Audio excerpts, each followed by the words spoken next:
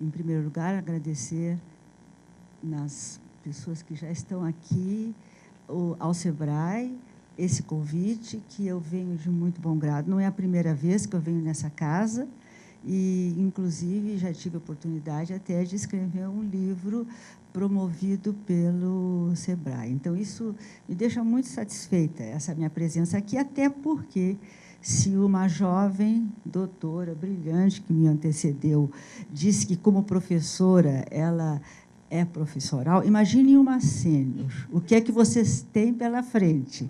Até na apresentação, vocês vão ver, ela trouxe mapas, trouxe figuras, trouxe coisas que distraem, né? Agora, ela é da banda rica da UNB, eu não. Ela é do CDT, eu sou do programa de pós-graduação em administração da Faculdade de Economia, né? Com muita honra, eu estou aqui representando o meu programa e a minha universidade, a qual realmente eu ponho o vestido. Vocês veem até pelo vestido que nós não somos da mesma. Ela é rica.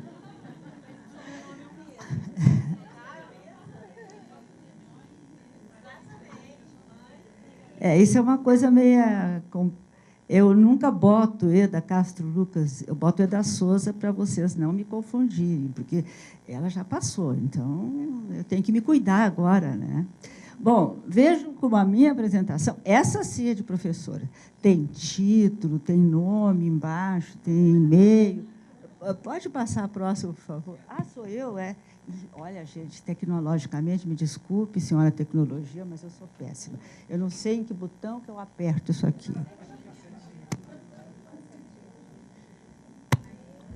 Tem objetivo, minha palestra. Bom, é o seguinte, falar depois da Cristina não é fácil, realmente ela trouxe aqui todo um suporte, toda uma base para que se fale em inovação de serviço. Ela já mostrou para vocês a importância disso, e eu realmente vou me deter mais em outros pontos, porque os demais já foram esclarecidos. Então, eu vou mais assim, embora eu traga conceitos, eu não vou botar referências, eu não vou dizer de quem foi, posso até dizer que não é meu, porque eu não quis trazer uma palestra acadêmica. Eu quero trazer alguma coisa que a gente possa realmente conversar, né, em termos de experiências que eu já tive em pesquisa no Brasil, em pesquisa no Canadá, na França, em Portugal, agora que foi minha última experiência de pós-doc, que foi uma pesquisa fantástica que eu tive a oportunidade de fazer. Então, vamos ver se eu consigo fazer isso.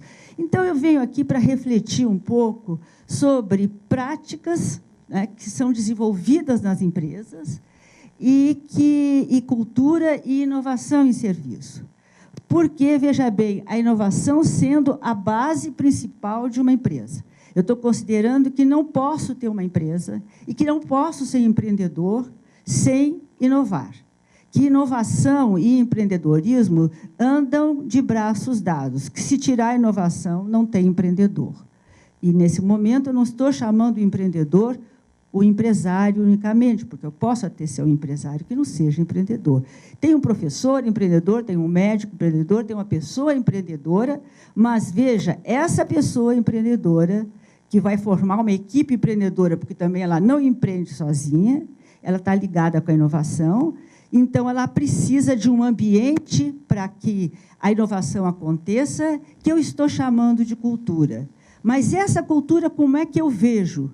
Eu entendo que a cultura ela é manifestada pela prática, porque a prática está no nível que eu posso ver, porque eu posso trabalhar valores para entender uma cultura, mas aí já não está no meu nível, vamos dizer assim, que está fora, que eu posso enxergar. Valores já está no subconsciente ou no inconsciente. Então, eu trabalho cultura muito, mas eu trabalho com aquilo que eu posso ver, considerando que as práticas das organizações são a manifestação da cultura. Se eu quero enxergar a cultura do SEBRAE, eu vou ver como é que o SEBRAE emprega as suas práticas.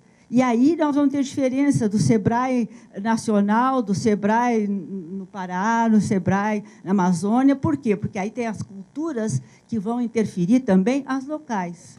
Então, eu me propus a refletir sobre isso, sempre pensando que inovação é fundamental. Antes de mais nada, reforçando tudo que já foi dito, eu vou dizer para vocês, é inovar ou inovar e inovar. Não há outra opção nesse exato momento. É possível que daqui um pouco surja algo que vá substituir este nome inovar, porque tudo é possível. Se nós nos reportarmos para outras épocas, vocês não ouviam falar em inovação, né? A inovação vai ser o processo-chave para qualquer organização. Portanto, para o SEBRAE, como uma organização, como uma instituição, para as empresas, para as microempresas. Por quê? Porque ela é uma chave para a competitividade. Não é só a competitividade no mercado, no sentido econômico, mas vocês, por exemplo, vocês competem a cada passo, no sentido que vocês passam valores, que vocês absorvem valores para depois poderem fazer essa transação que eu chamo de cultura. Novas ações, portanto, se é inovar, inovar, inovar, novas ações, portanto, precisam ser desenvolvidas e incentivadas nas empresas e nas organizações constantemente. Essas ações é que eu estou chamando de novas práticas, porque a prática, na verdade, ela se dá pela ação. O ato, né, pede o quê? O fato, aliás, pede o ato. Então, as coisas que têm que acontecer, as conjunturas que solicitam demandas, a sociedade que solicita demanda, é o próprio fato. Qual que é o ato? É a prática, é a ação que eu vou fazer para responder a essas demandas. Então, e essas práticas, as novas práticas, podem ser para produtos, para serviços, isso não tendo tanta diferença entre produto e serviço, porque o serviço tem seu produto, né? Também para comunicação, para processos, para modelos de negócio, enfim, é ampla a gama de práticas que uma organização desenvolve. Bom, então, a inovação, portanto, é um fenômeno dinâmico. Ela é fundamental para quê? Para a construção de novos comportamentos, produtos e serviços organizacionais. E, insisto, novas práticas. Eu estou insistindo em práticas porque, normalmente, não se fala em cultura via prática. E eu trabalho especificamente a cultura pela prática, porque é o que você vê. Porque trabalhar por valores, trabalhar por símbolos, trabalhar por artefatos também pode, mas aí demanda que haja uma competência que não necessariamente nós temos, não é? Então, agora, a prática, não. A prática eu vejo. Ou eu sou gestora, ou eu sou funcionária, ou eu estou organizando um projeto, ou eu estou dirigindo um grupo, eu estou sendo a implementadora de práticas. Então, as empresas adaptadas com produtos e serviços inovadores são as empresas que têm o quê? Práticas inovadoras. Eu não posso dizer que eu sou inovadora e, quando eu vou atuar, eu atuo como se eu estivesse no século XIX. Então, não adianta o discurso da inovação se eu não enxergar a ação da inovação, porque é essa ação que vai dizer qual é a minha cultura. Então, seguindo nessa linha da cultura, eu vou dizer que as práticas sociais, que são práticas organizacionais, porque a organização ela é composta, ela é desenvolvida por atores sociais, elas representam o quê? A manifestação da cultura daquela organização. Portanto, não é nada assim, meu Deus, mas o que é a cultura? É algo ex machina? Não, é como você desenvolve a prática. E, evidentemente, se eu sou um ator social dentro dessa organização, eu não cheguei aqui de pensamento virgem. Eu já tenho toda uma formação cultural, que eu tenho que adaptar à cultura dessa organização. Que eu também não posso chegar e dizer, não, mas eu cheguei lá do Rio Grande do Sul, vocês fazem assim, agora temos que fazer assim, porque esta é a minha cultura. Isso não existe. Porque dentro da organização a cultura é coletiva. E tem também os padrões, as normas, as regras, que estabelecem já uma linha cultural dessa organização. A cultura, portanto, ela vem como explicando como se dão essas práticas.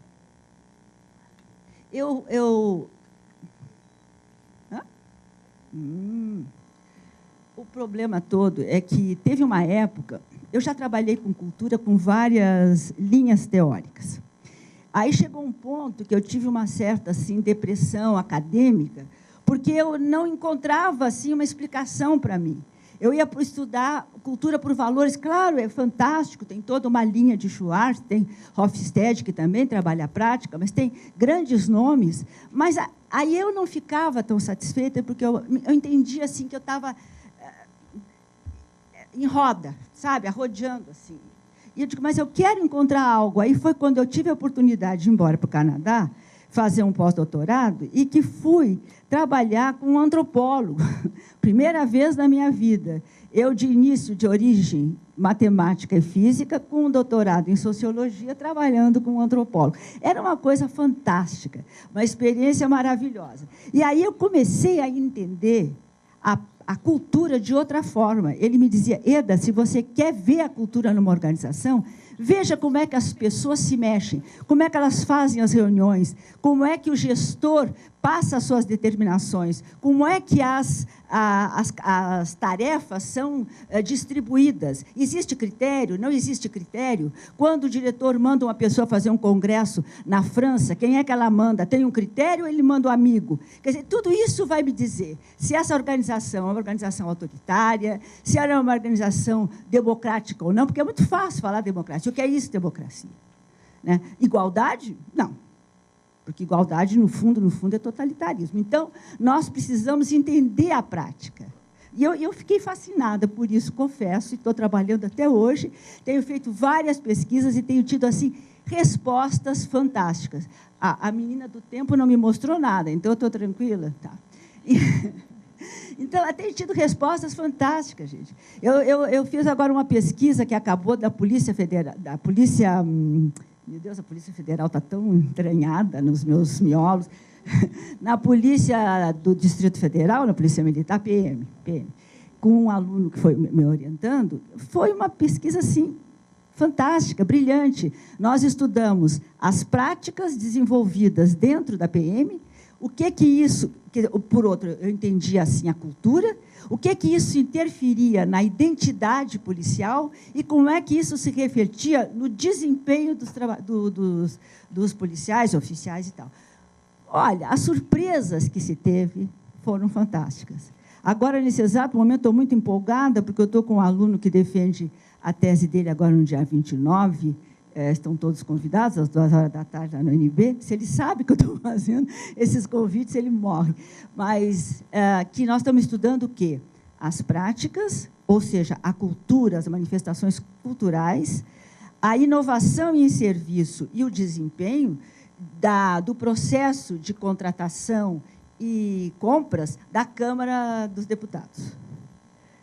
Gente, o que nós estamos vendo ali dentro, o que a gente está sentindo ali, ele, cada dia, olha para mim e diz, professor, eu estou apaixonado pelo meu trabalho, vai acabar. Eu digo, não, vamos adiante, estudando. Então, realmente, a gente vai se entusiasmando. Eu acho que é isso que tem de bom por ser professor, é que a gente pode se entusiasmar, a gente pode ter fé, a gente pode acreditar, porque a coisa vai mudando, e isso é muito, muito bom. Então, os fatos formais e informais, né, que os empresários, os gestores, os diretores, enfim, qualquer funcionário, ele exerce esses atos formais e informais, no fundo, eles são as práticas que vão representar o modo, os hábitos, o habitual de pensar e de agir, e que são transmitidos, que são aprendidos ou não, e, principalmente, que são aceitos e compartilhados. Por quê? Se os meus atos, as minhas práticas, as minhas ações como chefe, ou como diretor, ou como gestor, ou como empresário, não forem aceitas e não forem compartilhadas, elas não se instituem. Por quê? Porque possivelmente eu esteja ferindo a cultura dessa organização. Se não tiver cuidado com a cultura, eu posso não instituir, ou seja, aquilo não vai, eu não crio uma identidade. Por que o SEBRAE tem uma identidade nacional? Porque certamente ele está atendendo à cultura nacional. E isso é uma coisa que tem que ter um cuidado constante, porque a cultura muda de ambiente para ambiente e de conjuntura para conjuntura. uma conjuntura como a que nós estamos vivendo hoje poderá trazer, e traz, e já está trazendo, consequências que vão mudar a interação com o meio ambiente. Essa interação com o meio ambiente é que institui as nossas ações. Se eu não interagir com o meio ambiente, a minha organização não é mais uma instituição, porque eu não implemento valores, porque eu não absorvo os valores e porque eu não respondo a uma demanda social. Então, isso é constante na nossa vida. Então, esse fenômeno, né, que eu apresentei ali no primeiro, é denominado da cultura da organização. Ou seja, toda essa dinâmica do formal e do informal, das práticas, que representam os modos de vida, essa dinâmica é a cultura organizacional, e ela constitui-se, veja bem, as práticas é que vão ser a manifestação da cultura da empresa. Então, não adianta dizer, olha, essa empresa tem essa cultura, mas nós praticamos uma coisa que não nos deixa ver. Vocês podem notar o seguinte, determinadas coisas, ou governos, ou empresas, estavam fortes. Em determinado momento, ela perde a sua identidade porque ela não responde mais àquilo para que ela veio, ou para que ela prometeu, ou para que ela se propõe fazer. Ela perde a identidade, ela perde força, e aí ela perde a governabilidade. É o que nós não podemos perder.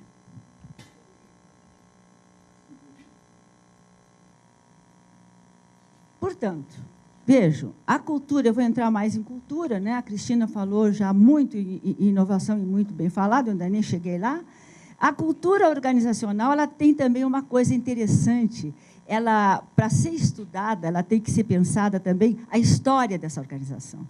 Nós temos um compromisso com essa história que vai nos dizer assim, olha, essa organização era assim, a dinâmica é essa, a curva dela é essa, por que aqui ela caiu, por que aqui ela subiu, quer dizer, a gente começa a entender o processo. Então, os funcionários envolvem também, a cultura envolve, porque nós somos os atores sociais, que nós viemos, por exemplo, se é uma empresa brasileira, viemos do Brasil, com toda uma carga cultural para dentro dessa empresa, não é? E tem mais ainda, tem a carga local, tem a regional, porque tudo isso tem mudança. Uma empresa, vocês que estão acostumadíssimos com isso, que tem uma capilaridade enorme, quando vocês atuam no Rio Grande do Sul, ou atuam no Pará, ou atuam em Teresina, certamente vão atuar de forma diferenciada. Por quê? Porque vocês têm que se adaptar ao ambiente. Veja bem, é uma forma como se adapta ao ambiente, aos grupos e aos diversos interesses, é como o funcionário se envolve, é sabendo como ele vai fazer isso.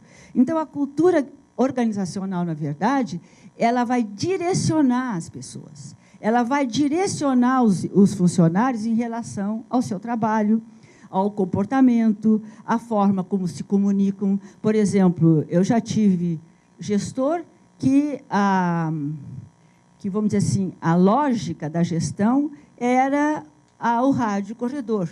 Então, passava a ser o rádio corredor. Aquela era a maior lógica que tinha. E ele dirigia em função daquilo. Como a gente já sabia, botava no corredor o que a gente queria. Então, veja, mudava tudo, né? Claro.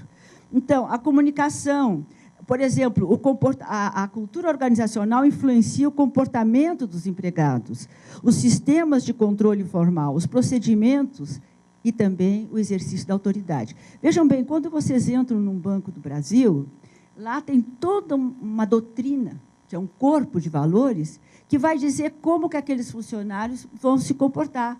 E aquilo é absorvido, principalmente os mais antigos. Então, eles têm quando você veste a camisa, é aquela coisa de dizer, não, eu absorvi esses valores. Essa empresa, ela é minha, e eu vou brigar. Eu fiz um trabalho de internacionalização do Banco do Brasil, foi uma tese até, e nós estudamos vários bancos do Brasil internacionalizados. Na França, pegamos um na Inglaterra, enfim, em vários países, na Alemanha, na América Latina, e fomos estudar como se dava a cultura organizacional. todos tinham a mesma linha do Banco do Brasil, o gerente era brasileiro e as coisas aconteciam diferentemente porque os funcionários traziam a cultura local. Eu não vou esquecer nunca do gerente da Inglaterra, que disse assim para nós, não sabe como eu me sinto aqui. Porque lá no Brasil, o gerente acaba o expediente, ele vai fazer uma happy hour com os funcionários, eu sei muito bem onde é que está meu funcionário, eu até ligo para a casa dele, ele liga para a minha. Aqui na Inglaterra, nem o telefone eles me dão, porque isso é particular. Eles trabalham muito bem, acabou o trabalho, vai para casa, não tem happy hour, não tem conversa, não tem coisíssima nenhuma. E eu não consigo. Claro, era a cultura local e nacional forte, lá dentro daquilo que vai dizer, não, mas espera aí, a cultura desta organização Banco do Brasil na Inglaterra é outra, porque as nossas práticas aqui, por exemplo, de relacionamento, são outras. Eu não quero dar o meu telefone para ti, porque esse telefone é meu, é particular. Mas eu faço o meu trabalho direitinho aqui, ninguém tem que ligar para a minha casa. Nem quero ser amigo de ninguém. Fazer o quê, né? Então, essas coisas todas a gente vai aprendendo, né? Cada pesquisa que faz. Então, as práticas são o resultado das ações dos indivíduos, né? Das interações também. E se vocês querem, se a gente quer práticas inovadoras, elas também têm que representar culturas inovadoras. Não queiram práticas inovadoras num ambiente que não permite a inovação. Aí não adianta. Eu nunca vou esquecer, quando eu estava fazendo meu doutorado, que eu fiz um período na França, eu estava estudando as grandes escolas, e a criação dessas grandes escolas, que vem desde o tempo de Napoleão. Então, a ENA, que é a Escola de Administração da França, criada por de Gaulle. Por que foi criada? Eu perguntei para o diretor. Ele disse assim para mim, olha, porque de Gaulle disse, não se reformula um país com cabeças velhas. Então, nós vamos criar uma escola para que abra o mundo, para que abram as cabeças, para que a gente possa dirigir um país aberto e inovador. Então, eu nunca vou esquecer disso, porque eu disse, pô, realmente, né? Você quer inovar e traz a pessoa mais resistente à inovação, é complicado, né?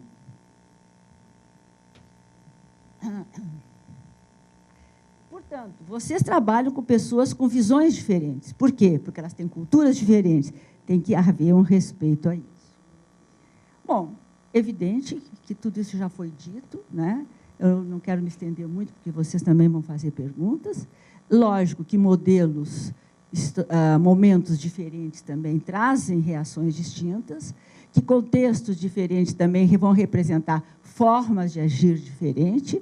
Por isso que eu digo, é muito importante que a gente pense cultura junto com inovação. Vamos pular um pouquinho isso. Uma coisa que é interessante quando se fala em inovação e inovação em serviço, até muito pouco tempo, inovação estava vinculado à produtividade em termos de lucros econômicos, ou então à tecnologia. Não se falava muito. Agora é que a gente fala o seguinte, mas espera aí, a cultura está presente, ela tem que ser pensada. Você tem que pensar, não adianta você dizer assim que você só quer um lucro econômico, você tem um lucro social, você tem também, por exemplo, um setor público, ou uma própria SEBRAE, que trabalha para a população, dando consultoria para o crescimento dessa população, ela tem um lucro social muito grande, e ela tem que pensar a cultura, porque, senão, não adianta você ter uma tecnologia que não seja útil ou que aquela pessoa não saiba utilizar. Nós temos que pensar que nós estamos num país onde você tem um grande número de analfabetos e que analfabetismo tem 4 definições, tem 4 níveis. É uma coisa incrível. País nenhum entende que nós temos o analfabeto, o alfabetizado que só assina, o alfabetizado que faz uma linha, o alfabetizado que lê uma linha, o alfabetizado que lê 4 linhas. Isso não existe, mas nós temos essa classificação. Então, num país que tem essas classificações, não dá para você querer dizer assim, bom, filhinho, larga aí a vassoura, senta aqui nesse computador, porque é aqui que está a tua inovação. Olha, da vassoura para o computador leva uns 20 anos. Não é assim? Eu posso dizer isso para vocês, porque eu passei isso como gestora numa organização. Quando o pessoal de limpeza deixou de ser funcionário, porque não podia mais ter carreira para isso, sobraram alguns que já estavam. O que fazer com eles? Disse o meu chefe. Bota na secretaria, porque eles podem ajudar vocês no computador, na caneta. Eu digo, mas você já pensou de largar o pano de chão e pegar uma caneta? A diferença, meu filho, tem aí um primário e um ginásio. Olha como eu sou moderno. Tem um primeiro grau e um segundo grau. Né? A gente se entrega, não adianta, não tem pitangui que resista a isso. Sabe? A pessoa falar em primário e ginásio, entrega. Nem posso dizer que ela não é minha filha, porque agora tem que dizer. É triste isso, gente, me desculpe, mas eu faço força na capa, vocês estão entendendo, né? Mas... Bom, então, eu vou adiante porque, na verdade, eu não quero cansá-las. Então, inovação é um fenômeno complexo, já viram pelo que foi falado. A inovação em serviço, ou nas funções dos serviços, apresenta características multidimensionais. Vejam bem, o setor de serviços, ele é de extrema diversidade. Vocês têm serviço numa gama de situações, e de formações e de competências. Então, se inovação é complexa, imagine inovação em serviço. É mais ainda, por isso que ela é tão nova. Esse tema é debatido muito depois. Você é novíssimo, já disse que tem 15 anos. Mas, então, essa extrema diversidade é que vai dizer por que esta professora chegou aqui, disse que vai falar inovação e traz cultura. Por conta dessa extrema diversidade. Não é? A inovação em serviço, por exemplo, ela prevê novos padrões de distribuição de serviço. É uma maneira de você inovar, né? De interação com o cliente. Como é que eu tenho um resultado de inovação em serviço? Pode ser vista ou mensurada na maneira como vocês interagem com esse cliente, né? A renovação nas formas de entregar os serviços, a inovação na forma do próprio produto, né?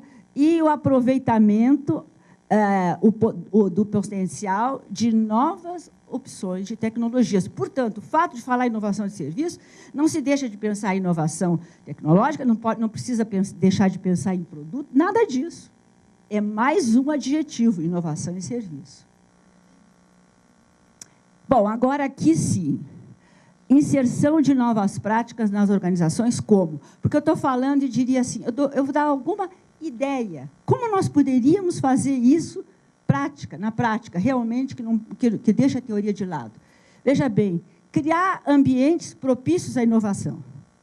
É claro que eu precisaria desdobrar isso, porque se eu estudo cultura, se eu estudo ambiente inovador, isso aí já daria uma tese sozinha, né? uma palestra sozinha. Outra coisa, a formação de pessoas criativas, preparadas, estimuladas a inovar. O ator social, ele é fundamental. Eu posso ter a tecnologia que eu quiser, porque se o ator social não interagir com aquilo, não entender, não aceitar, não se comprometer, não tem. Não adianta. Então, ele passa a ser a peça fundamental. Então, preparar as pessoas para que elas sejam inovadoras, criadoras e que criem um ambiente de inovação e que haja uma consciência política da própria organização, porque, às vezes, você faz tudo isso e depois você recebe. Não, mas isso aí não precisa fazer. Isso é besteira. Por quê? O meu pai foi um magnífico empresário, não fazia nada disso, não sabia nem ler. Eu acredito, mas o mundo mudou. O mundo mudou, hoje precisa. Não é? Investimentos, por exemplo, estímulos e fomentos à inovação, articulação entre associações, federações, empresas. Eu fiz uma pesquisa no Rio Grande do Sul, no Vale dos Vinhedos, onde o foco de toda a inovação daquele grupo lá, quem concentrava era a associação dos fabricadores de vinho. Aliás, eu fui na Provale, né, para fazer... E o mais interessante, fazendo uma parte, desconta meu à parte, hein? Fazendo uma parte aqui, é que eu estava trabalhando lá em empreendedorismo, no Vale dos Vinhedos. E lá já é a terceira geração de italianos. E quando eu perguntava, o que você acha que é ser empreendedor? Aí o gringo dizia assim para mim, é ter inveja, né, professora? Eu digo, inveja? Aí eu comecei a pensar, meu Deus do céu, é a primeira vez em todas as minhas pesquisas que inveja passa a ser uma categoria de empreendedorismo. Aí eu perguntei assim, mas o que é isso, ter inveja? Ora, é olhar o que é que o outro faz e, se ele faz, também faço. Quer dizer, não era a inveja que eu estava pensando. Até isso a gente tem que ver, hein? É o problema da comunicação.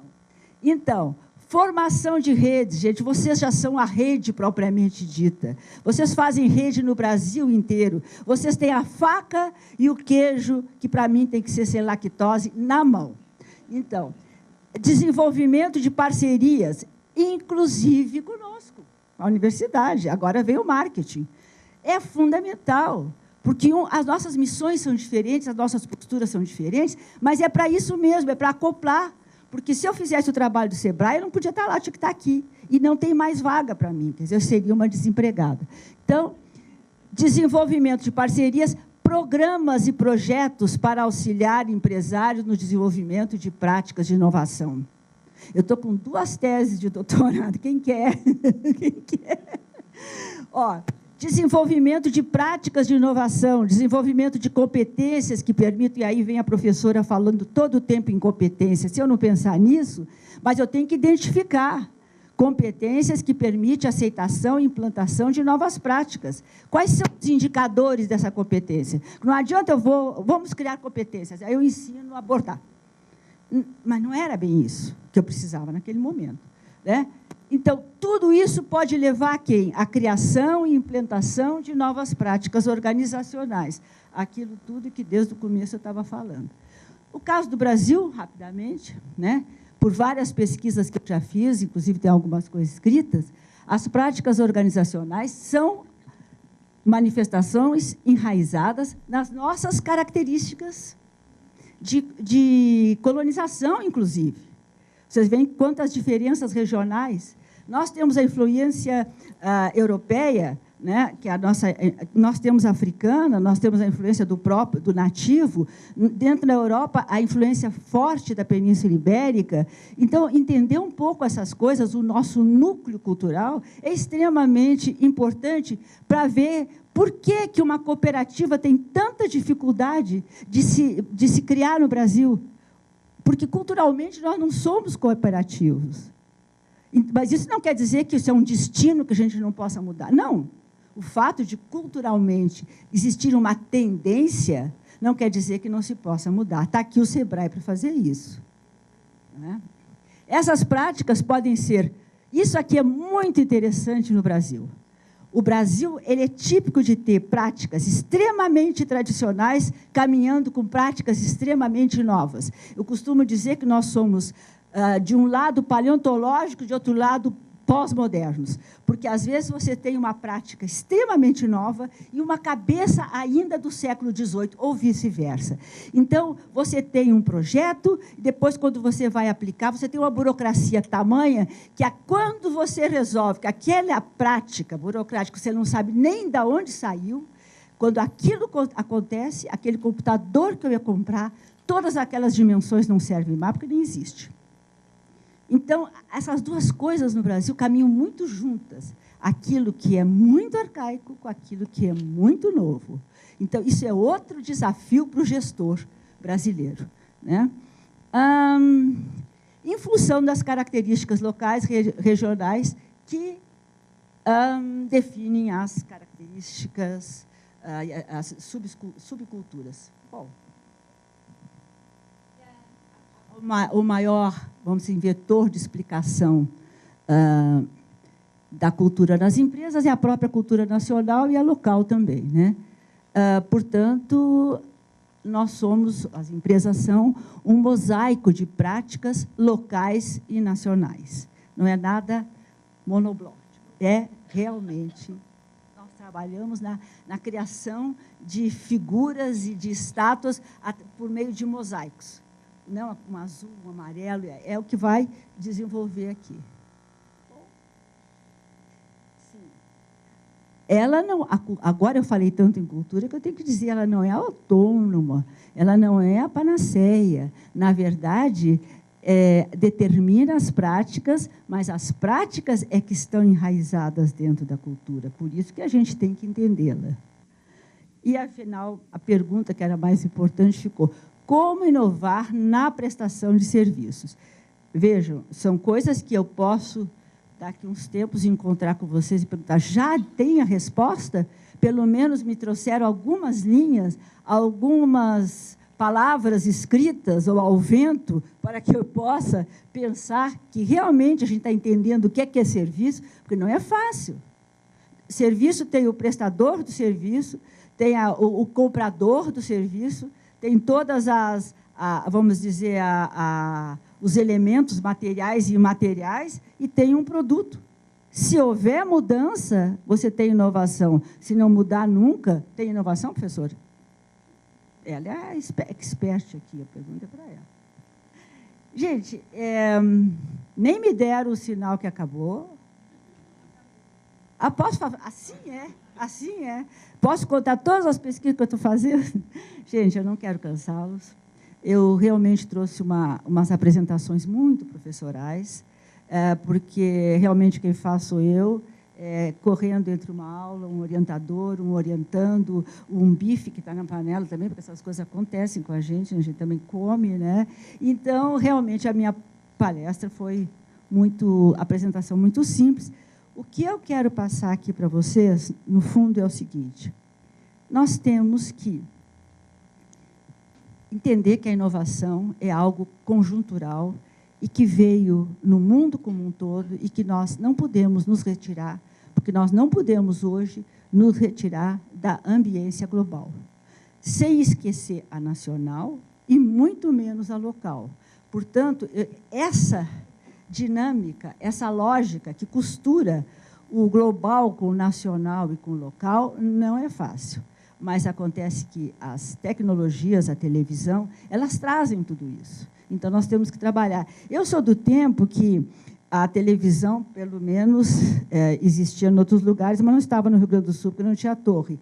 E você saía para o interior e, tipicamente, você sabia quem era uma menina, uma moça do interior, pelo que ela vestia, né? Com a vinda da televisão, teve um tempo que todas as crianças se vestiam igual a Xuxa. Então, tu não sabia de onde aquela criatura vinha, porque não tinha mais diferença, aquela coisa da pessoa do interior se vestir. Não, agora todo mundo se veste de acordo com como é pregado, como é dito para fazer nos meios de comunicação. Então, essas coisas trouxeram mais trabalho para nós que estamos aqui, porque as pessoas leem essa comunicação e interpretam da sua forma, mas tem a necessidade que foi dita agora aqui pela professora, né? Se era uma necessidade o telefone, né? E aí dizem assim para mim, mas é um absurdo que a tua empregada tenha 2 telefones, um do Claro, o outro do Vivo, e que ela não vá ao dentista arrumar o dente dela. Eu disse, pois é incrível, mas ela só tem necessidade do telefone, não tem necessidade do dente. Então, vejam, é isso, eu também não posso proibir esta criatura de dizer assim, não tenha telefone porque o seu dente está cariado. Mas ela disse, mas o dente é meu. E com o meu dente eu não me comunico. Não sei se meu filho está precisando de mim ou não. Então, vejam, a necessidade faz isso. E a gente não pode se rebelar. Você tem que respeitar. Eu me lembro muito que eu estava dando um curso pela Universidade Corporativa do SESC. Eu tive a honra de ser uma das formadoras dessa universidade. E lá no interior, eu fui para assim, observar. E uma professora disse assim, agora a senhora vai observar os garis, porque nós estamos trabalhando com os garis. Agora, professora, deixa eu perguntar uma coisa para a senhora. Por que a senhora trouxe poesia para os garis? Por que a senhora está se preocupando com isso? A senhora acha que gari precisa de poesia? Ele precisa muito mais saber quanto é 1 mais 2 e tal. Eu digo, e por que ele não tem alma? Você vai tirar o direito dele pensar, ficar feliz, sonhar e poder voar com a cabeça dele? Por quê? Não é? Muito obrigada a todos. Eu estou honradíssima de estar aqui. Obrigada.